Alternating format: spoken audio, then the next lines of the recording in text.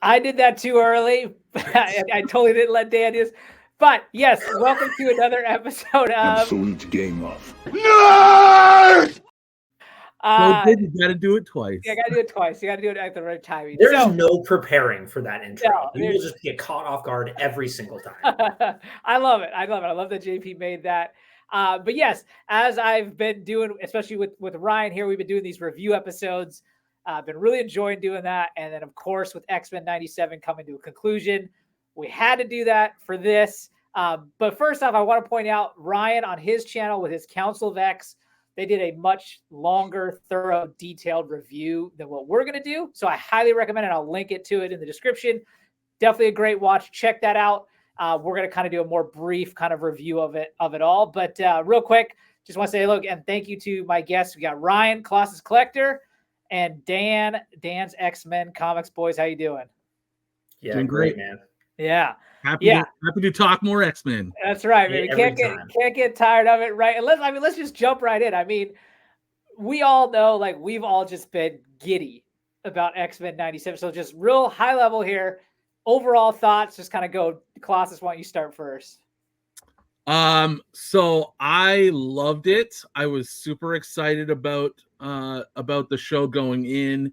Had a few, a little bit of apprehension because I hold the original animated series in high regard. It's what really made me an X-Men fan in a lot of ways. And so I was a little concerned they might sully that show by changing a bunch of things.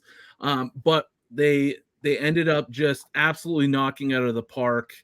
It was the perfect balance of revival, like bringing back the old, but then also, making sure it's relevant to an audience that's now far more matured, far more advanced in terms of style and animation and writing. So it really just hit it. They nailed it. It was an absolute home run, grand slam of a series. And what a lot of people are saying perhaps was the greatest piece of X-Men media ever created. And it's hard to argue. Yeah, no doubt. Dan, what about you? I mean, I'm right there with Ryan. The yang to my yin, or whatever. Let me start this over again, Okay. You'd have the exact opposite opinion of what he just shared. That's true, actually. Yeah. Well, my yang to my yang. Yeah.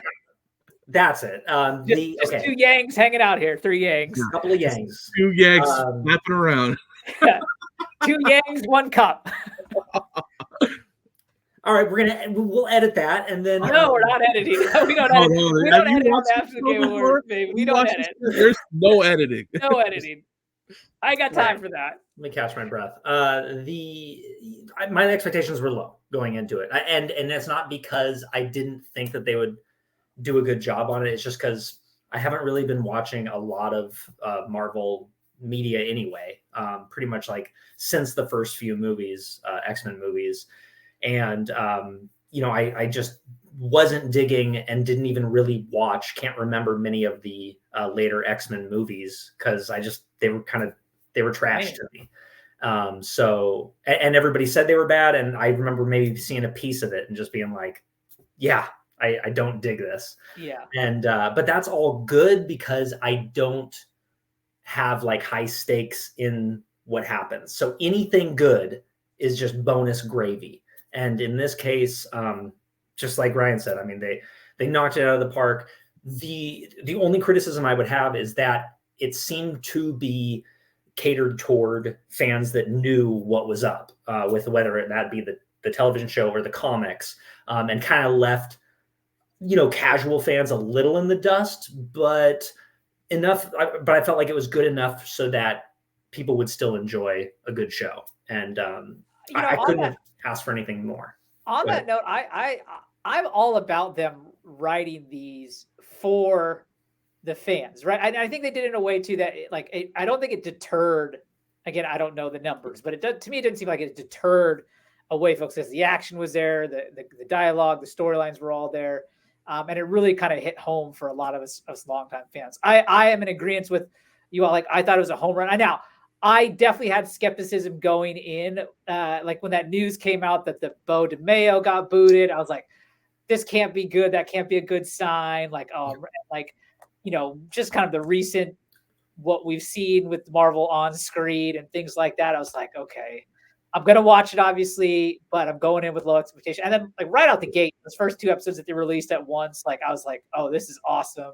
And then it really only got better from there. Like in my opinion, the only kind of boring episode, I know, like Dan, I know you liked it. Don't you dare. Jubilee dare in the video game, and then the Forge Storm, the first part. Like, I could have done without that personally, but no big deal. But otherwise, I thought it was just got better and better and better, and I just couldn't believe how they kept like hitting home runs. Like I was just like episode 5, obviously we've all talked about, is just so good. And then like, how do they follow it up? And then it's like they kept adding to it, and it just got better and better. And then just like a couple specific things I'll point out that I just thought were phenomenal. One, I too was a big fan of the cartoon growing up, but I always thought they never did a true justice to the character's powers. Like, for example, like a just real simple one, like Wolverine stabbing Magneto with his claws. There was never anything like that. Now, obviously, you get it. It's a cartoon for kids. Stabbing in blood is a little much.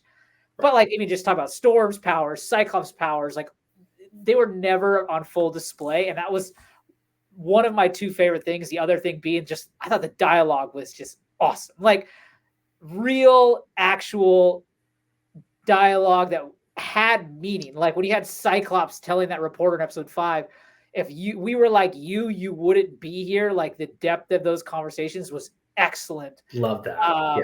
It was and then Beast, when he had reacted to the reporter who was taking him around, Yep. And like one of my other biggest gripes with kind of the MCU of post Endgame is that they've gone too far down the comedy lane, and I want them to steer back towards like it's a serious thing that's happening. There is going to be bits of humor to like entertain us, but like this is Thanos is ending half the population, right? Like we need to get back to those kind of vibes, and this was right there. I thought it was fantastic. They took themselves seriously and they stuck to the tone.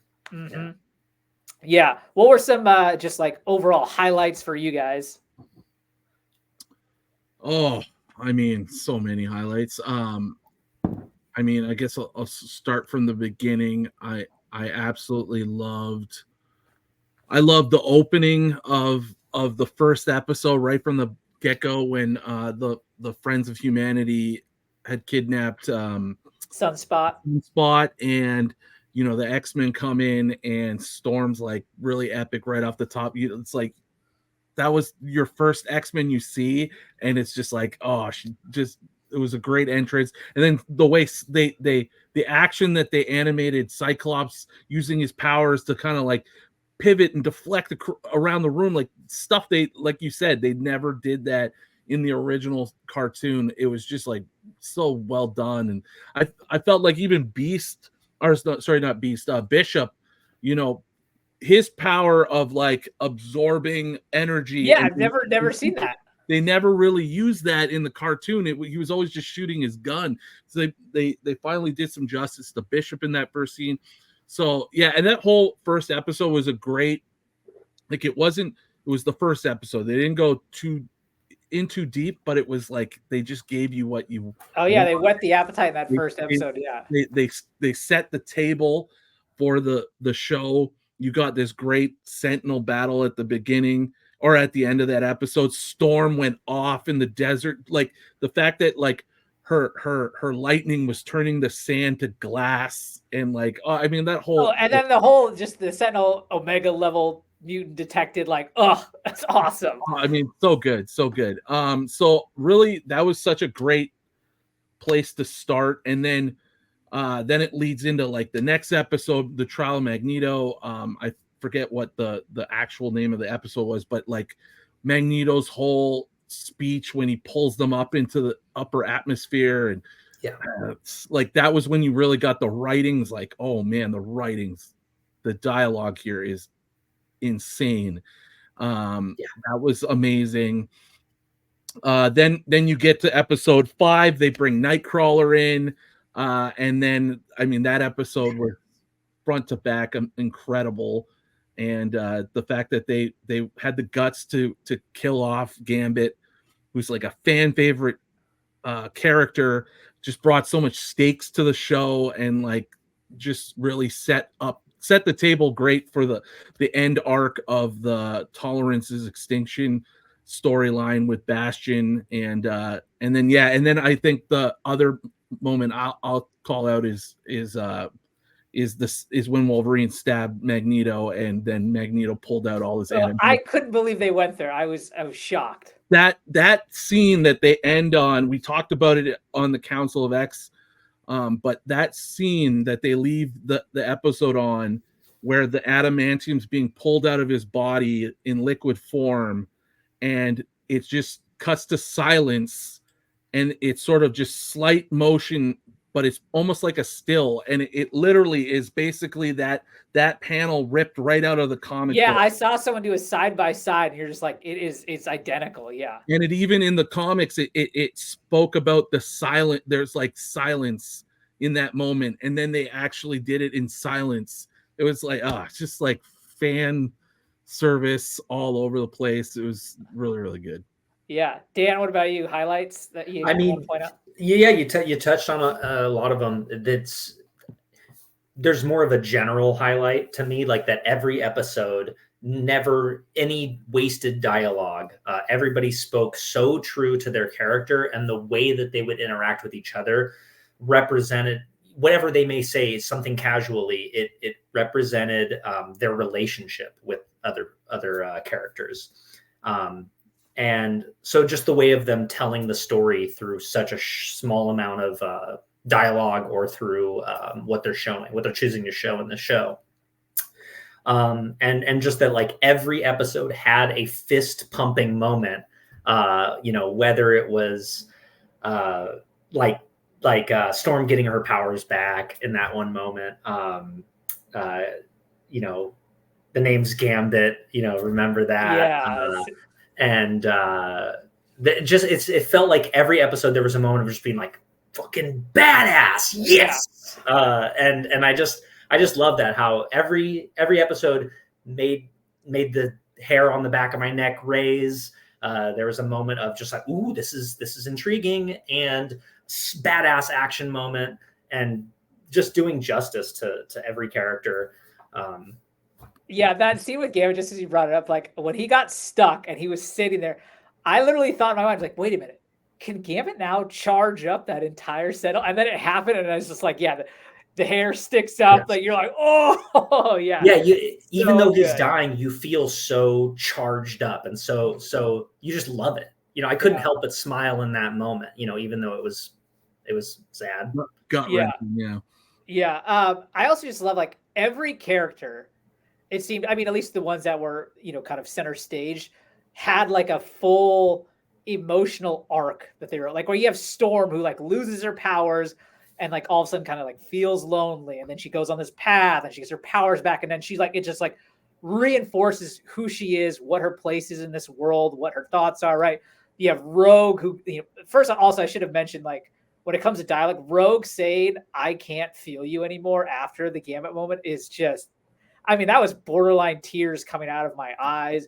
And to see her go from that utter grief to then just like utter rage was awesome. Like it was just, could have been the highlight of the season. Yeah, it was all just so good. Just no wasted moments. It was just phenomenal. And then in terms of a highlight too, I mean, like all the cameos were just so fun. I mean, you had Doctor Doom, you had Daredevil flipping around, Black Panther. In the last episode. Yeah, Captain America. Like, it was awesome. Like, I loved Spider-Man. I mean, you guys also noticed, too, that they had Mary Jane and Peter Parker in that window. Like, it was all of it. It was so good. Yeah. It was. Yeah, it was littered with cameos. And then, like, they used Morph as just a cameo machine. Like, just turned into every character that wasn't included on the show throughout the whole season, which was a nice touch as well. And you speak about moments, like, I know you joked about the Motendo episode being probably like the least favorite. I know Dan feels differently, but even that episode managed to turn, in my opinion, one of the most useless X-Men into like a badass. Yeah, agreed. Like Jubilee, that one had a badass fist pumping moment as well when she met her older self. Skate on her sparkles and like turn it into like saw blades and stuff. Like, okay, now like put respect on Jubilee's name. Before it was just like nothing happens, but like yeah. That being said, I was in the final episode when Jubilee came up to Bastion. He's like, "What are you gonna do? Beat me with the 4th of July or something like that?" Like that was just so awesome too. I love that they not only do they showcase the heroes, right? The villains also were like badass, and like you felt, fuck, what are they gonna do now? Like, how are they gonna beat this guy? Yeah, it was good.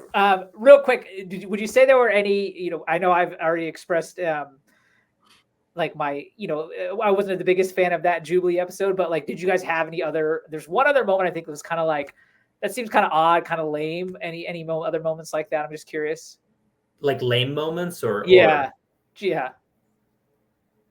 I mean, like I have a few. There's a couple like concerns I generally have, but I can't point to any like lame.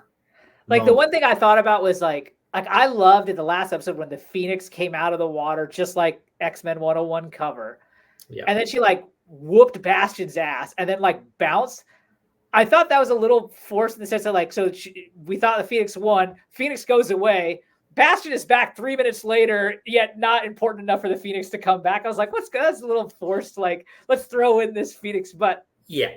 Well, I had mentioned, now that you bring it up, yes, when something like that happened and she goes, "Oh, the Phoenix Force was still inside me," and it just something so emotional drew it out of me. That's exactly what they would say in comic books. Like, and we just kind of are like, meh, all right, like that's cool. So I'll accept that. I'm not gonna like defend it to death because like it's comic book logic. Totally. So whatevs, like. But I agree with you. It was a little bit like, okay, we'll accept it because the rest of the show's been so good. Yeah. Let's talk where this is going. Like, who do you want to see? And then what are the possible storylines? Like, again, this is where I'm really going to lean on you guys because I don't know. Like, if you take the original cartoon, the storylines that they went through, that's kind of the end game of what my knowledge is of the X-Men. The only thing I can think of, like, where this can go in terms of like newer stories, like Wolverine's lost his adamantium.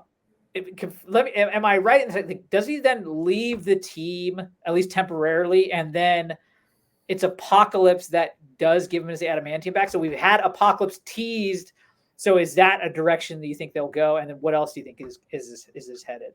Yeah, so like I'm not super well read into the 90s and beyond, but from talking to people and seeing stuff, I do have a pretty good idea of what's going to come, or at least inspire what's going to come. And they definitely set up Apocalypse big time. I think Apocalypse, what they've kind of done with the end of that last episode is they split the X-Men into 3 groups. They sent Magneto, Professor X, Nightcrawler, Rogue, and maybe one other. I can't remember. Maybe one other, but they sent them back to ancient Egypt. And they run into En-Sabah-Nur, who is Apocalypse before he became fully Apocalypse. So that storyline is based out of an arc called Rise of the Apocalypse. And it has a lot to do with Rama-Tut, a.k.a. Kang the Conqueror. That goes all the way back to that original first appearance of Rama-Tut in the Fantastic Four 60s comics, when the Fantastic Four go back in time and meet Rama-Tut. The story basically pulls from that history and like elaborates on the story, and essentially he basically sets up and gives Apocalypse, ends up giving him technology that leads to him becoming the formidable. I didn't know that. So and they also tease that when they like come up over the sand dunes and you see the city and you see that dome. That's very Kang the Conqueror. You can see the concentric circles and stuff that's all very Kang visuals. So I think that they will be playing off of the Rama Tut thing. Maybe we'll get some FF, maybe not. Yeah, crossover, that'd be dope. So we'll see. That's definitely one storyline, and I think they'll all kind of like really be pieced together too. Then they also teased the fact that that back in regular time, Apocalypse is in Genosha, and he pulls that card out of the debris, and he says he speaks of death, so much death, and that's a hint at Gambit coming back as a horseman of Apocalypse as his death, and that was also a storyline in X-Men in the 90s as well. So that'll all come to fruition in some way or another. So it looks like Gambit will come back. Shocker. Yeah, that's comics though. All comics, no one stays dead. But then they also didn't show where Wolverine, Storm, and Morph went to. They did not tease that at all. So that's up in the air. Obviously, Wolverine just had all the adamantium pulled out of him. He's on trying to fight for his life or whatever. That I know. Once the adamantium was taken from him, he goes into this story mode where he becomes feral, more wild and unhinged. And it has something to do with the fact that the adamantium kind of suppressed that in his mutation. And now with not that being in him, he now continues to get more wild and more feral, more animal-like. And that could be part of the storyline, but maybe, yeah, I've heard that Apocalypse has something to do with putting the adamantium back into him. So I would imagine that's going to happen. Like Wolverine long-term without the metal claws doesn't seem like something they would do for too long, because people love him the way he usually is. So that's another storyline. And then they also have Forge and Bishop going to find the X-Men. And that's kind of a little bit of an inspiration to Forge and Banshee in the comics. Go right before you get into the Jim Lee years of adjectiveless X-Men in the 90s, the X-Men kind of disappeared, and Forge and Banshee go on this whole pursuit and search for the X-Men. I wonder if they kind of do that with Forge and Banshee. Maybe they create a team. They teased that board with all the faces of the characters. Hopefully they bring back Colossus, and we finally get Colossus in the show. So those are all things that could possibly happen. And then what about with Jean and Cyclops going into the future? And I totally forgot about that. That's the other storyline. And they get thrown way into the future, and they meet Mother Ascani, who's actually Rachel Summers, the Phoenix from the original comics. She got thrown.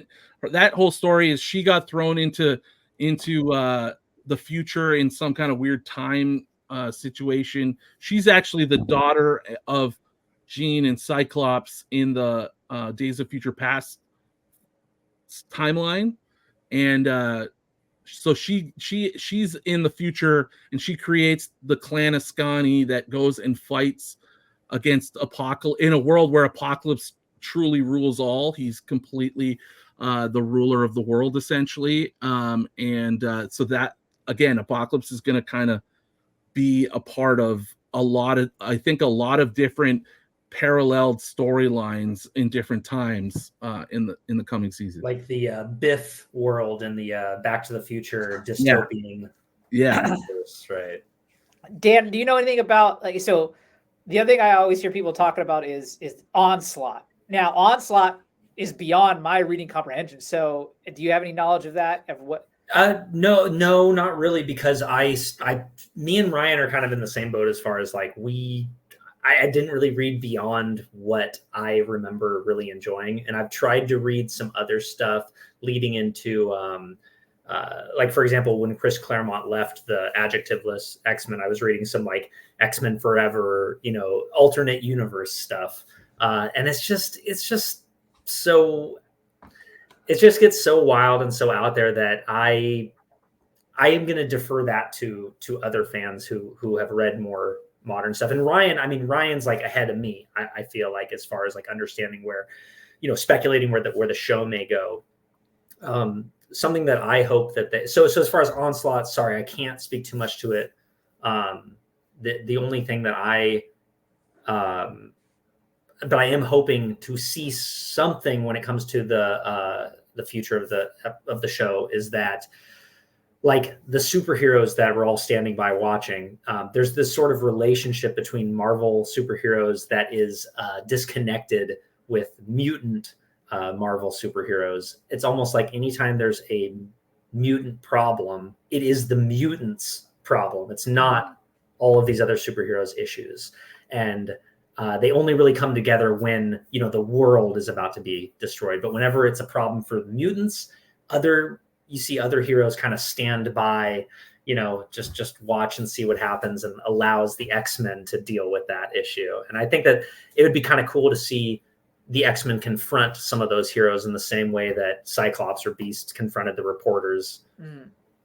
So to piggyback off of what you're saying, Onslaught is another thing that a lot of people thought was being teased in this season, because especially towards the end, because the storyline of it was called Fatal Attractions. That's when Magneto pulls out the adamantium from Wolverine, and in that comic, right along with that event, Professor X and Magneto face off, much like they did in the end of the season of X-Men 97, and to the point where, like, they again, like, straight pulled out of the comics, some of those scenes, like when Professor X is like shooting a psi beam attack at Magneto, and Magneto's head's cocked back, and all that psychic power is flowing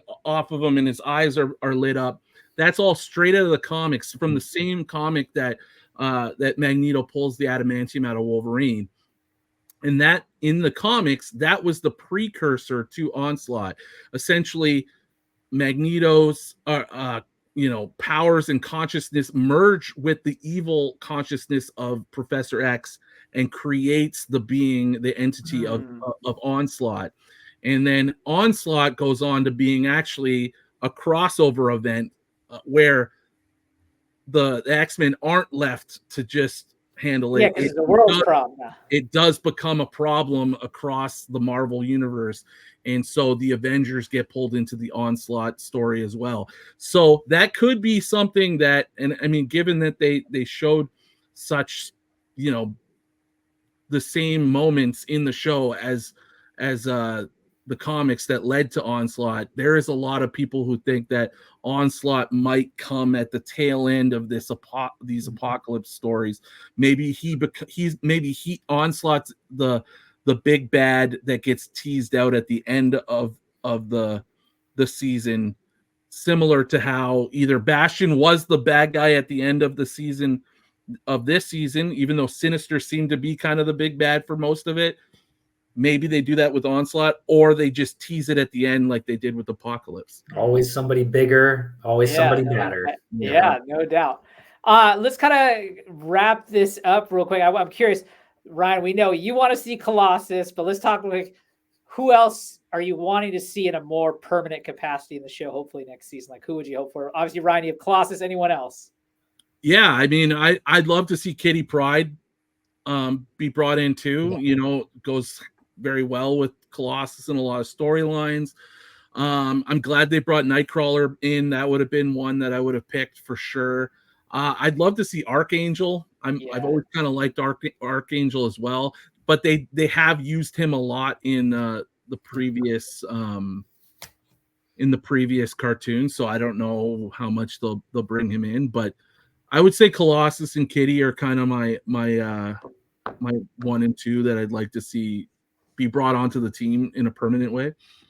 Look who's here! It's Bruce. Hey, what up, Bruce? I'm free, guys. Yeah, we're just wrapping it up here with hope. Who do we hope to see in the next season? So Colossus was saying Colossus, obviously, and Archangel. Dan, what about you? Who are you hoping to see? I mean, Bruce made my dreams come true. I was hoping to see Bruce, so here we go. There you go. He's the apocalypse of this episode. another yang to your yang and yang. I got the double yang, baby. Love it. Yeah. Yeah, we got some editing to do, Bruce. So you're all right. Now we're gonna leave it as is. Dan, anyone else specific though you want to see in the next season? No, I mean, the Kitty Pryde Colossus, that would be awesome. I mean, like, I'm just a sucker for the old school stories. So anytime they bring that stuff back, and I kind of feel like as much as I may want one thing or another, they've been nailing it. Like they've been killing it. I'm enjoying just kind of sitting back, grabbing my popcorn, and enjoy the ride as we go along. So let DeMeo decide. Yeah. Yeah. Bruce, I mean, any characters you want to see in the next season? Definitely Colossus. That's up there. Not just because of Ryan, just because I want to see him. I think he's coming, though. I think they're just going to go along with the storyline more. Like, they're going back to the future, or they're going into the future and they're going into the past. So you're just going to see more characters being brought. Yeah. Kitty Pryde would be a nice one. I think they got a nice lineup right now. Yeah, so for me, Colossus, I have always thought Colossus is great. Archangel was the other one that you said. The two that you guys didn't mention that I would love because they were just favorites of mine growing up was Psylocke. Like, I know we got the teaser of Psylocke when Morph was morphed into her. Yeah. I think she's badass.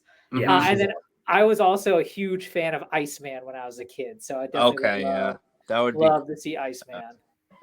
And I mean, these are all characters that did have some appearances in the original show. Like all of them had an episode or two where the storyline was built around those characters. But again, they were never part of the main team. So it would be nice. Not a lot of Wolverine.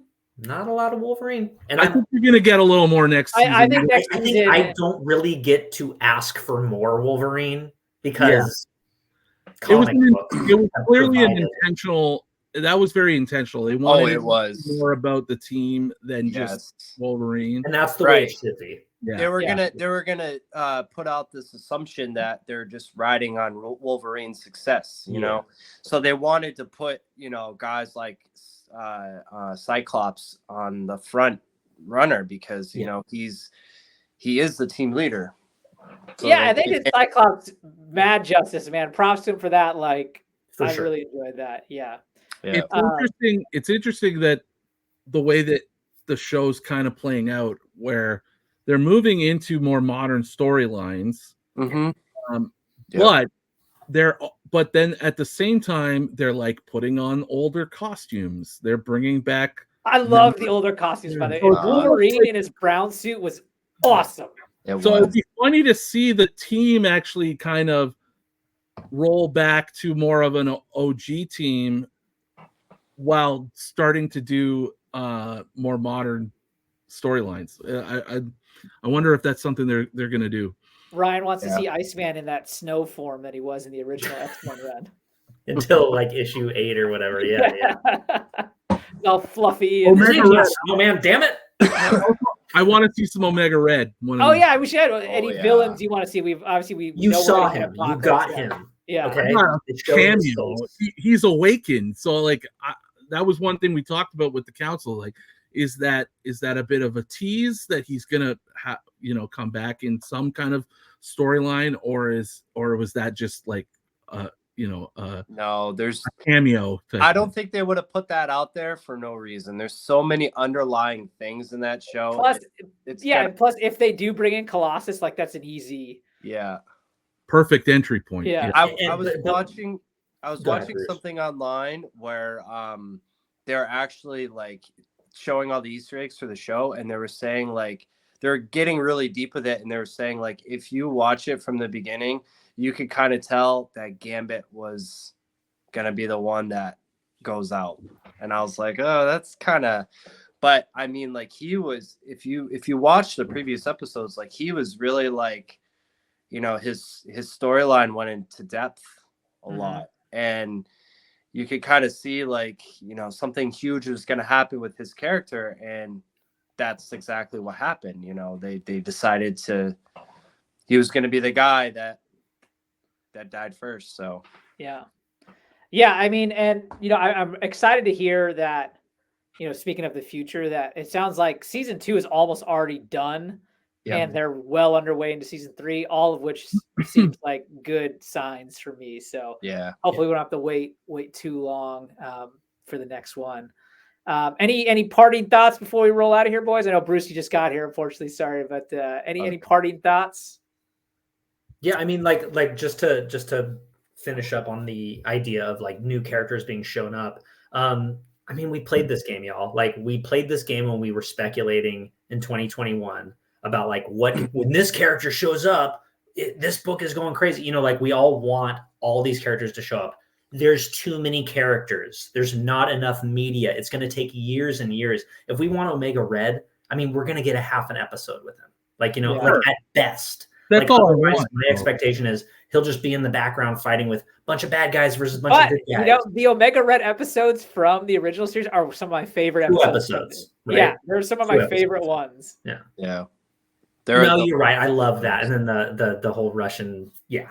I don't need Red to be the bad guy through a whole season. I just want one episode where he. I don't even think Omega Red is a type of bad guy that you do a whole season. He's a one issue situation type of villain. He compliment here and there.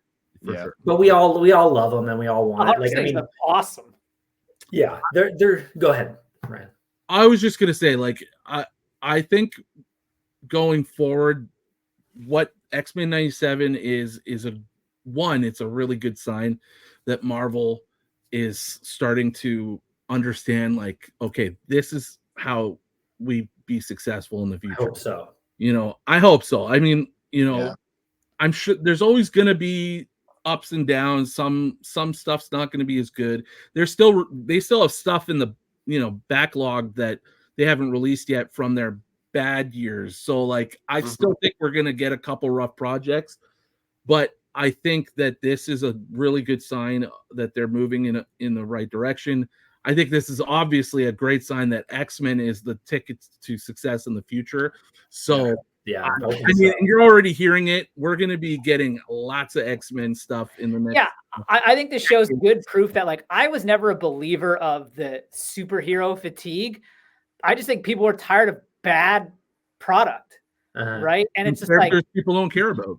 Yeah, exactly. Like, this is, and again, I think you can use Deadpool Wolverine trailer and initial first day sales that just happened this week. Like, this is what the people want. Like, and they gave it to us, and look how much we're into it. Like, trust me, if they made badass movies every month, I would not get tired. I would love the shit out of it. Just like I loved having 10 weeks in a row of this show. Yeah. It's so weird having your Wednesdays not have to watch X-Men anymore. Yeah. If you didn't check out X-Men 97 Assembled, where they do. I do need to watch that, and I am fully intending to rewatch. I started to. Sorry, Ryan, I didn't understand. What was that? So, Marvel always does these assembled episodes. They're basically documentaries of behind the scenes of the creation of all their different projects, and they did one for X-Men 97. It came out on Wednesday during the usual X-Men 97 release, and it's good. It's great.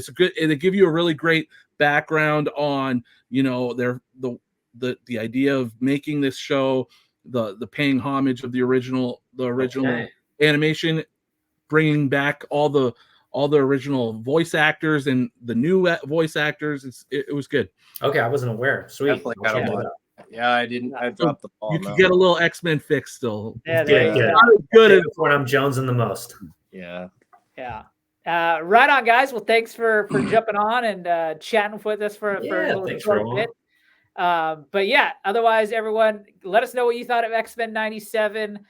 We obviously loved it, as you heard. So let us know your thoughts. As always, please like, comment, subscribe, and we will see you on the next one. Peace out. Turn it on.